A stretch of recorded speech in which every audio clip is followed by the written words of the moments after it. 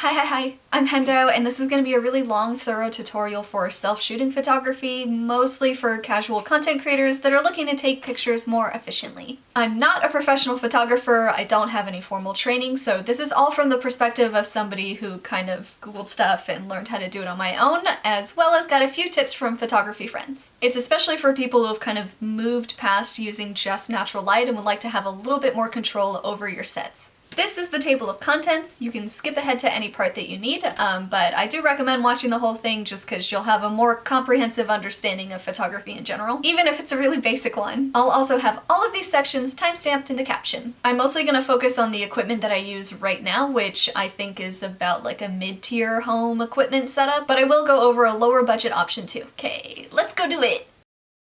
First things first, let's talk equipment. You're going to need quite a few different things, but at the end of the section, I'll try and make it more clear which things I prioritize over other things. First up, of course, is the camera. I really recommend getting one with a flip-out screen. And that's not so much to check focus as much as to ensure framing. It really sucks to take a dope picture and then have part of like your head or your elbow cut off. I use a Canon 6D Mark II that I absolutely love. It has incredible autofocus, and that's really important to me, especially for video. I also have a more budget-friendly Canon. This is the M6. I got this camera and lens on a really good deal. It was about $450 in total, but I know like all digital equipment is really expensive right now because of quarantine and everyone's like making stuff at home, so know that the prices on some of this stuff might be a little bit different. The M6 is a good solid choice, but to be honest, there are a lot of companies that are doing the mirrorless camera thing right now, and a lot of them have a flip out screen. You can kind of just Google any camera like for vlogging and you'll usually get a cheaper option that has a flip out screen. The autofocus on this camera isn't quite as good, and it's not full frame, but it's really lightweight and a much more affordable option. Next up is your camera lenses, and I personally feel like the lens is way more important than the body. The lenses are much more expensive on my 6D Mark II compared to my mirrorless camera, so that might be important to keep in mind also. I currently own 4 lenses. I have a 40mm 2.8, a 35mm 1.4, a 50mm 1.4, and an 85mm 1.4. All of these lenses work with the autofocus on my camera. That is something that you're gonna want to check before you purchase your lens. I'm not gonna go into a ton of detail here, but I do want to explain a little bit of what the numbers mean in reference to lenses, and that's the focal length, which is the millimeter part, and the f-stop, which is the f/number part that like has a decimal in it. The focal length affects the angle and the magnification. A smaller number means that more of the scene will be captured. The f-stop affects the aperture. This affects the depth of field, or how blurry the background of your photo is, which is called bokeh. I don't know if it's bokeh or bokeh. The smaller the number, the more out of focus your background will be, which people really like. It tends to make the photo look more professional. However, this does mean you have to be more precise with your focus. I'm on my 2.8 right now, and I have a lot more wiggle room when it comes to the focus. If I was using a 1.4, I'd really have to be sure that I get it to focus on my eyes, because there's not a lot of room before it starts to get blurry. A smaller number also means more light can be let in, so it's easier to shoot in low light conditions with a 1.4 versus a 2.8. So to sum up again, focal length is the millimeter part and affects how far away you have to be. F-stop is the decimal number and affects how blurry the background is and how much light is let in. For more information on how focal length, f-stop, and ISO all interact, you can check out this camera basics video. Okay, now I'm going to show you what each of those lenses looks like in comparison when I'm shooting. The 40mm 2.8 has a much more forgiving depth of field. I don't really have to worry too much about focus. This is what I use the most often when I'm filming tutorial videos and I'm moving around a lot. And the f-stop doesn't matter as much when I'm just working on a flat backdrop color. Also, because of that wider focal field, it's not going to constantly make this clicking sound while it's adjusting to how far away I am, and that's another reason that I use it a lot for video. The 42.8 is what came with my camera. It's usually about $150. Next up is the 50mm 1.4, and this is the one that I recommend the most often to self-shooters. It's the best bang for your buck at about $350. It has a nice blurry background, and it lets in a good amount of light. It is a little bit harder to get a full body shot because at 50mm it does have to be a fair ways away in order to get your full body. It also does make that clicking sound when it's focusing, which is more of an issue for video. But it's still a really affordable and efficient option, especially if you're like a TikToker and your cosplay tends to be from the waist up. This is a really good option for portraits too. The 35mm 1.4 is my favorite lens for cosplay. It has a nice blurry depth of field, does let in a fair amount of light, and it's really easy to get a full body shot. I use it a lot when I'm outside and really want to capture the environment. but I also use it inside because I don't have to be very far away to get full body. The downside is that this lens is a bit heavier and it's really expensive at around $1,500. However, Sigma does make a much cheaper version of this lens. It's less than half of the price when it's on sale. Sigma makes a lot of alternative lenses for every different brand. It's also important to know that you can't interchange lenses between camera brands. You have to get a Canon lens for Canon or a Sigma lens and it'll say it's specifically for a Canon body. The 85mm 1.4 is really dope. It has a super blurry background. It's really good for portraits. But that sucker has to be so far away from you. And so this is me backing up like 2 or 3 times as far just to get more of myself in frame. I don't use this one as often, especially outside. I have to be so far away from it to get a picture that I just get really worried that somebody's gonna come up and like run away with it, and I run like a camel, so like that's a goner if somebody takes it. But it's so pretty to use. I will use it if I'm outside in a secluded or safe environment. And the results are poppin'. But this bad boy is also really expensive. So to be honest, not super essential unless you find yourself with extra funds and want to have some diversity of lens capacities. Okay, so to sum up, the 35 1.4 is my favorite because it's really good at getting a full body. The 42.8 is a really good catch-all lens, especially if I'm worried about focus. The 50mm is the best bang for your buck. You're gonna have a little bit of a blurry background and still be able to get most of yourself in frame. And the 85 looks the most professional, but also has a little bit less variety of use, at least when it comes to self-shooting. If you have a friend that could be on like the other side of the planet, that it's crispy. Also, I really like to get filters for my lenses. It's just this little thing that screws onto the front. This is honestly more so for safety than for the use of the actual filter itself. You should always make sure that it's clean, but if the filter gets scratched, it's way less expensive to replace than if I had scratched the lens itself. Make sure that you match the filter size to the thread size of your lens. I'm not going to cover how filters work, but I have a UV filter on most of mine. You're also going to want to grab a tripod. That to me is pretty essential, but like, I mean, you can just like rest your camera on whatever if you have the patience for that. I recommend getting a tripod that's at least 72 inches. You'll definitely want one that's able to be at eye level for you. I recommend getting multiple universal plates. They're just kind of easy to misplace. Also, if yours isn't fitting, it's probably just the little dangly screw thing at the bottom that's getting in the way of it sitting flat. I also recently invested in this tripod dolly, which I really like because I can just kind of grab it and pull the camera around wherever I want it to be without like, you know, doing that like shaky, like pull the tripod thing that's super unstable that I'm pretty sure everybody does. Another luxury item that just helps with convenience. I'm gonna deign to say that you absolutely need a wireless remote or a remote of some kind. It's just really so much harder to use a timer, especially when you're trying to get the focus. If you use a remote, it's gonna pull focus where you are and you can set it to a 2-second timer if you need. For my Canon cameras, the RC6 remote has been the most reliable. It's about 20 bucks. You can get a generic off-brand one for like half the price, but for me, I'll pay the $10 extra for one that I know is gonna work. For most modern cameras with Wi-Fi capability, you can get an app and control it from your phone. It has a bit of lag to it that makes it really annoying, and it also drains the crap out of my battery, so it is just way easier to get like the $20 remote. You can also get a wired trigger, but again, you're not going to have quite the ease or freedom of movement, so I just recommend getting a wireless one. Now let's talk backdrops. You obviously don't need them, but they are really convenient to have. A general must-have as a backdrop, you're gonna want one that's at least 10 feet across and probably like 8 feet tall. You'll also need some clamps. A lot of the time you can buy both of those things together for like a $45 kit. You can use anything for the backdrop itself, like bed sheets, curtains. The dollar store is really convenient to get some of that stuff if you're on a low budget. I live in LA, so it's really easy for me to go to the fashion district and get poplin for $1 a yard and just make some backdrops out of that. I like to use seamless photo backdrop paper from a brand called Savage, and it's actually a lot cheaper than I thought. I was kind of annoyed when I found out how much it is because I probably would have switched to using that a really long time ago. I recommend getting it from B&H Photo. They have 53-inch wide ones that are only 18 feet long for like 20 bucks or 36 feet long for 33 bucks. There's also super wide 86 inches that I have in white, black, and green. Obviously it's easier to shoot on the wider ones, but most of the colors I have in just 53 inches because I can just like content aware fill the sides. One of the reasons I like to use the photo paper is I can do full body stuff without it looking like just sort of a floor and curtain. I can basically just get more dynamic angles with the photo paper. If you're working with carpet, I recommend you go get one of those like giant planks of wood from Home Depot that are like $20. You can put that under the photo paper and on top of the carpet so that you don't like punch holes in the paper. You also don't really need to invest in a wide variety of colors. Those are pretty easy to tweak in Lightroom. I would recommend getting white, black, and blue to start off with. Those are all really complementary to most color palettes presets, and you can always add a little bit of extra color and flavor with lighting.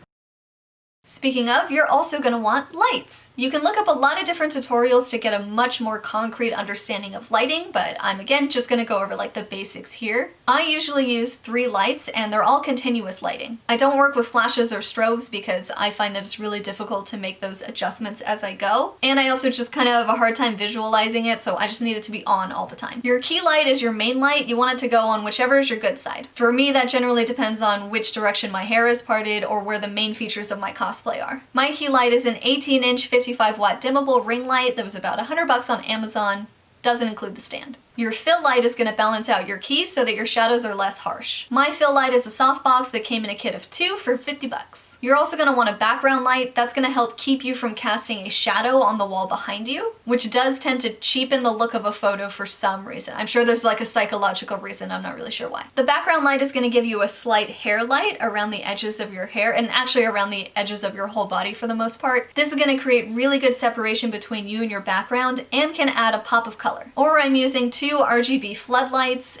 Those are more expensive. I think they're like $65 each. I like them because I can cycle through the colors really quickly with a remote and figure out exactly what I want. Obviously, that's a more expensive investment. You can totally get by with just like one single bulb behind you. I also think it's worth getting some colored cellophane or plastic wrap or dividers or like whatever translucent color film thing you can put over a light. This is a really cheap way to add color to your set without having to invest so much in the financial part. I'll cover lighting in a little bit more detail when we head over to the setup section.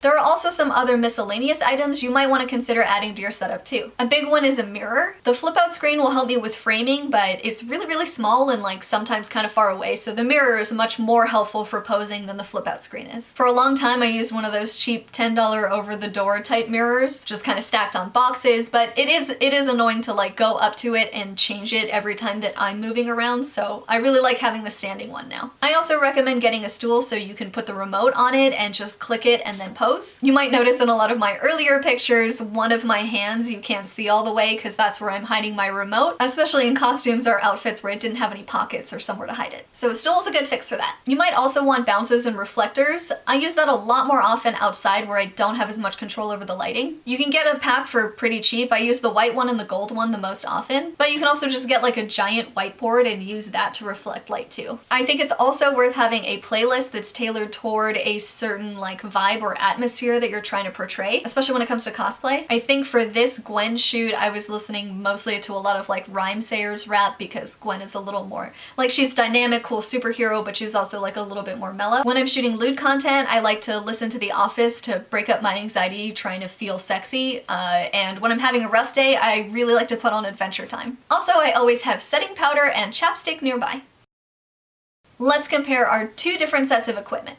The autofocus just isn't as good on the M6. I do have to work a fair bit harder in order to make sure that my photos are in focus. For the M6, that usually just meant me moving a little bit slower when I was backing up from the camera. The screen size on the M6 is also a little bit smaller, so just from a purely practical standpoint, the 60 is better because the screen is bigger, it's easier for me to see my framing. The M6 is a little bit duller in color and maybe a tiny bit less crisp, but nothing I can't really easily compensate for in post-production. When it comes to lenses, I'm using the 50mm 1.4 on each camera. I meant to use different backdrops for each one, but I wanted something to be a little more consistent between the two. But when I was starting out, like I said, I used a lot of just plain fabric or thrifted bed sheets for my backdrops. The lighting is probably the main difference for this besides the camera itself. I'm using a really basic but really good lighting kit. This one comes with 2 umbrella lights and 1 short light, and it includes the stand and the bulbs. This lacks the dimmability and adjustability of my ring light, but you know, it's pretty good. The umbrellas do a good job of diffusing the light as much as I need, and I can set them further away or closer to me if the lighting's a little bit too harsh. You can use any lights that you want. You could use like a bunch of house lamps if you wanted to. You just want to ensure that there's enough light to avoid graininess in your photo. For my accent lighting on my lower budget, I'm using just a bulb with a plastic cup and some color plastic wrap. It really does a great job, and to be honest, I use this as a backlight a lot of the time, even with my full, like, more professional setup. The reason that I really like the RGB floodlights is that I can cycle through a bunch of different color combinations with the remote, and that ease of convenience is really helpful to me. In fact, most of the time I'm using 2 RGB floodlights and the standing light in the back. Another difference between these 2 setups is the mirror. This is a really cheap mirror. I think it's like $10 at Target.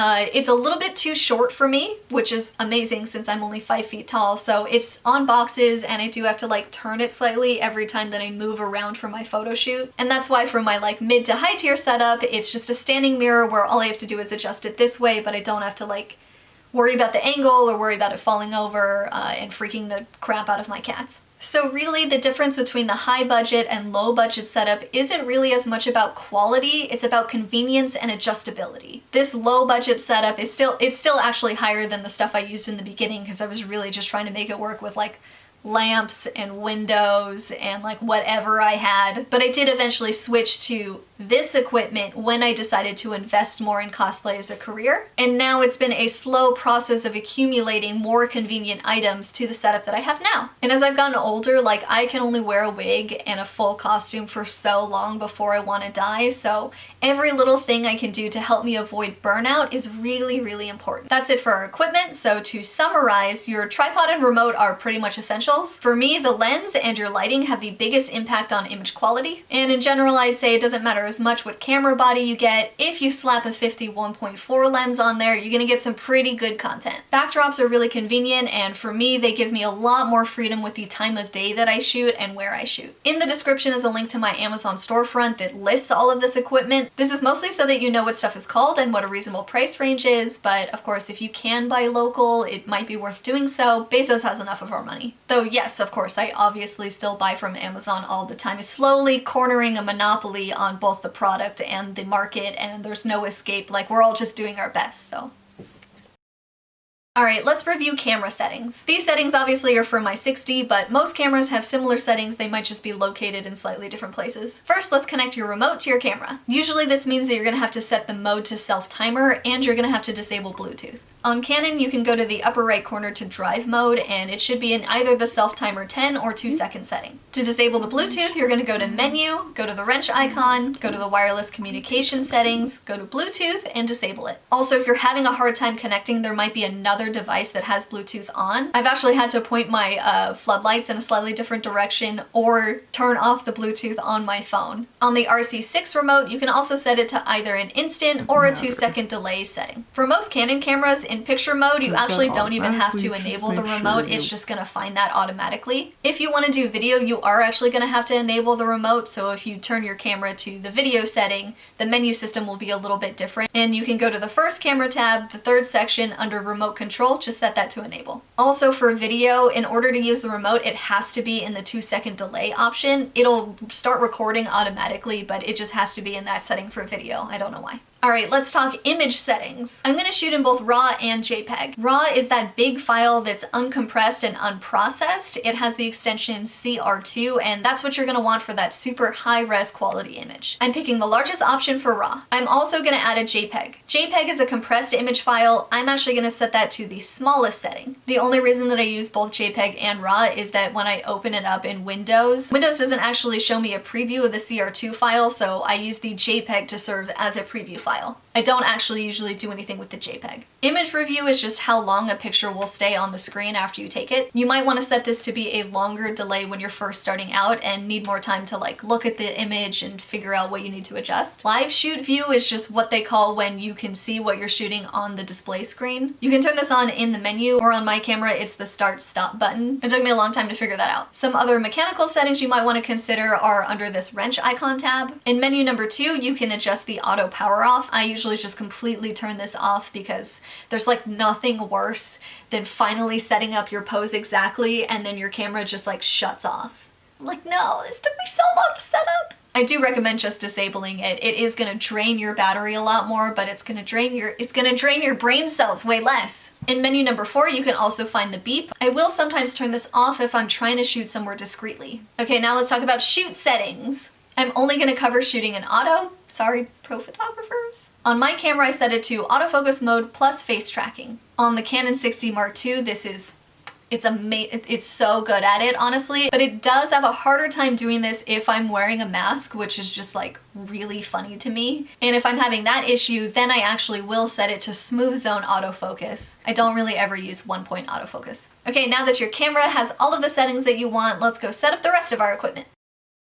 I think a lot of people assume I have some sort of elaborate home studio, but Welcome to the space next to my kitchen! I have the camera on a tripod with the mirror right behind it. It's usually about 6 feet away from my backdrop, but of course this is really going to depend on your posing and the lenses, so keep that in mind. My general setup is almost always 45-45 back. My fill and key lights are at 45 degrees in front of me, and I actually want to be pretty close to my forward lighting. And I have my backlight or my hair light right behind me. Also, it's important to note you do want to be pretty close to your lighting, but you don't want that lighting to be super harsh, so you are going to want to make sure it's diffused. If you're just using like lamps or at-home lighting, you can put a piece of parchment paper or wax paper or really anything like fabric that will diffuse it a little bit, and that's going to help soften and spread your light. I also usually turn off the ceiling light above me and the fluorescent light in the kitchen, just so I have complete control over the light that's entering my setup. You'll also see that's a ton of natural light beside me, and while natural light is really good, I don't want like a huge blast of it coming from just one side, so I've closed that curtain and the natural light's just sort of filling the room. I'm also setting up my paper backdrop. I want to pull that forward enough so that I can stand on it and still be completely on the backdrop. I'm also clamping the roll to the top of the stand so that it doesn't unfurl more than I want it to. That's also the reason that my backdrop is rolled all the way to the top of the ceiling so that when I angle up, I have as much backdrop covering me as possible. I usually shoot in the afternoon through the evening. I will take all of my safety shots while I still have natural light to help me make sure that it's crisp and in focus. Then when it's dark, I tend to play a lot more with lighting and color.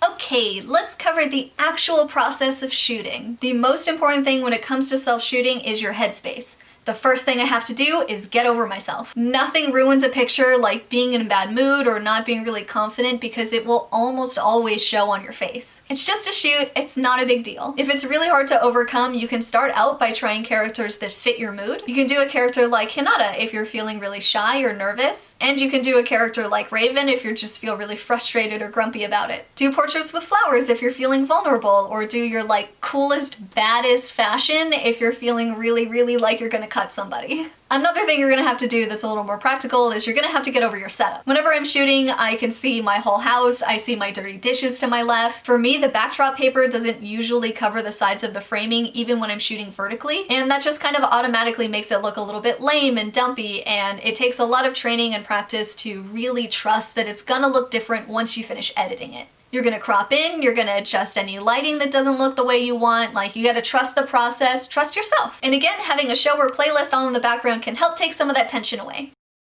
Now let's talk about focus, which is a pretty big concern of mine even now. When it comes to focus, you really want to make sure that your eyes are sharp. Naturally, as people, we're going to look at each other's eyes first, so if your eyes aren't in focus, even if some other part of you is, it's just going to a little bit deteriorate the quality of the picture. So my camera is pretty good at autofocus, like I said. On the 6D, I can tap the display screen, and that's going to decide what it wants to try and pull focus on, so I almost always tap my eyes. And with the face tracker setting, it's really good at doing that. Also, one of the nice things about shooting on a plain backdrop is that there's not a whole lot else for the camera to focus on, so it's probably going to get at least you somewhere in focus. If you're having a hard time grabbing focus, there are 4 things that I usually try. The first method is to just do everything a little bit slower. I'll come up and then tap the screen where I want it to track the focus, and then back up as slowly as I can so that it doesn't lose that tracking point. If I do it and move around a bunch, it's sometimes going to have a hard time keeping up with what it was supposed to do. The second thing you can try is just moving into the space that it is pulling focus. So for my camera, I hit the trigger, the little box turns green, and if it's pulling somewhere like my nose instead of my eyes, what I'll do is just try and quickly move where my nose was and make sure my eyes are there. I'll do that like 2 or 3 times to hopefully have at least one that's sharp. And I do this most often when I have something that's disrupting the algorithm that like picks up your face shape. Like when I have a mask on, it has a hard time finding my eyes, but it'll usually find the edge of the mask. And so I don't actually have to move too much to get into the field that I want.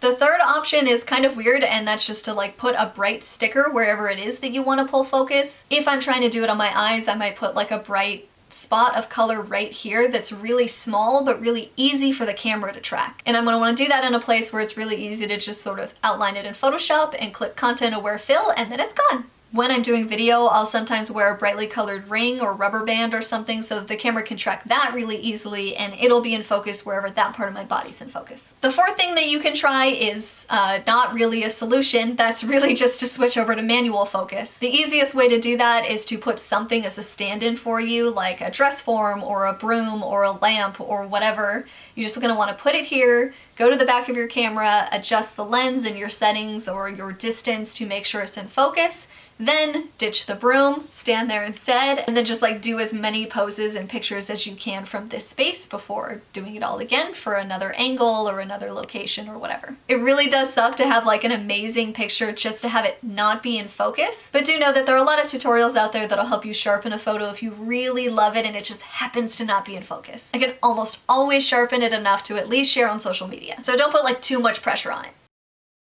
Okay, next up is posing. I got a lot of questions about posing, and I've actually done like a few workshops about posing too. I'm probably just gonna make that a completely different video, but I will cover the basics in this one. Again, the flip out screen is really good for framing. You're gonna wanna make sure that you're not like cutting off the top of your head or like your elbow or something. It's also important that your whole body is in front of the backdrop paper. You're most likely gonna be extending the edges of your color backdrop in order to fill the whole photo, and that's much harder to do if like a small part of you isn't on the backdrop. I'm also usually looking in a mirror for my posing. I usually like to have my mirror right behind the camera so that I can kind of see whatever it is my camera's seeing. But if the mirror doesn't fit right behind my camera, I'll put it a little bit to the side, make sure that like I have a pose that I like, and then just turn it so that it faces towards camera and probably looks the way that I saw it in mirror. Once I find a pose that I like, I recommend that you take 3 different shots, one looking at camera, one looking just above camera, and one looking off camera, with whichever side is your good side towards camera. I think that looking in each of these different places tends to give a really different facial expression, and it also will kind of help ensure that you get at least one that's sharp. My preference for a really long time when I was first shooting was to always look off camera because the camera makes me really nervous and I didn't feel like I was photogenic. And looking off camera is a really good way to like, you know, especially for superheroes, be like,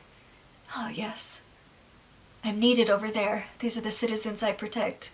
Whereas like when I'm looking at camera as a superhero, it's kind of like, well, who am I looking at? Then I have to think more about the narrative with the eye contact, you know what I mean? Also, as a general rule, looking away from camera tends to be less intimate than looking at camera. When you look at camera, you're engaging your audience. When you're looking away from camera, you're probably going to be considered a little more of a distinct like art piece or thing. I don't like art now. This can be really important to know for lewd shoots. If I'm doing a lewd shoot that I prefer to be interpreted more artistically, I'm going to spend most of that time looking away from camera. I can also get away with much more lewd poses if I'm not looking at camera, because then it's not like, oh, this pose is for you. That's just gonna make it a little bit more intimate. Not that that's a bad thing, it's just there are some lewd like concepts where I prefer it be a little bit more like art, and the eye contact is an important element of that. I'll also try and do as many poses as I can standing before switching to a lower angle, since you're gonna have to adjust the tripod and the lights for when you're up high or down low. I do very much recommend with self-shooting that you start with some sort of safety shots and get in the swing of it, and then get more and more experimental with your posing and your lighting and your angles. You'll probably find something that you like. One of the most important things to do is to just keep changing your posing and your lighting and your angle and get a really good variety. You will very much fall into a style that you like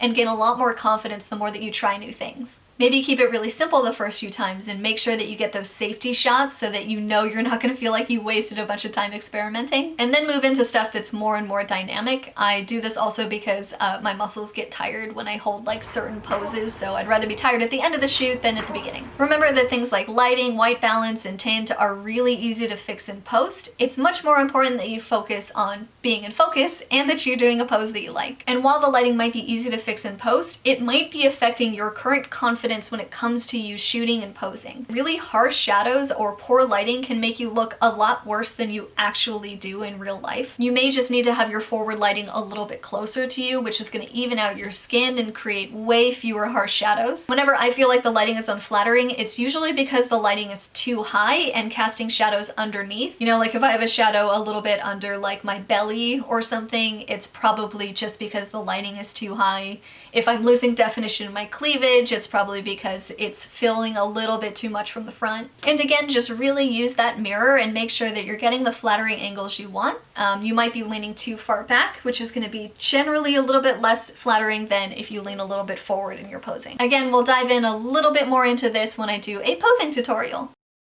Okay, so too long, didn't watch. Get a flip out camera and slap on a 50mm 1.4 lens. It's gonna have a good blurry enough background while also being cheap and easy to use. Lighting is really important. You're gonna want a 45, a 45, and a light behind you. Paper backdrops are way cheaper than you think and totally saved my butt in quarantine. Finally, make sure you're in a good headspace when you're shooting. Experiment with angles and posing as much as you can. The low crouching angles are my favorite. Okay, so that's pretty much all I have to say about the way that I self-shoot. I'm gonna say one more time that you don't have to have the fanciest equipment in order to have a really nice quality shoot or in order to be successful. This is just the equipment that I use and the tips that I think are helpful. I did get a lot of questions about editing and about posing, so I will have 2 separate tutorials for those 2 topics. But if you have other questions about this equipment or stuff I mentioned in this video, you can go ahead and let me know in the comments. I'll try and respond to anything I can. Just please make sure that you have watched this whole video in case I have answered it somewhere, because that makes me crazy. You can find more of me and my content on my social channels, and you can find me 3 times a week on Twitch if you'd like to ask me any questions live. I will also update the description with any really common questions or any updates to equipment. And feel free to share your own tips and tricks too. Thanks so much for watching. I hope you found it helpful. I'm Hendo Art. Okay, bye.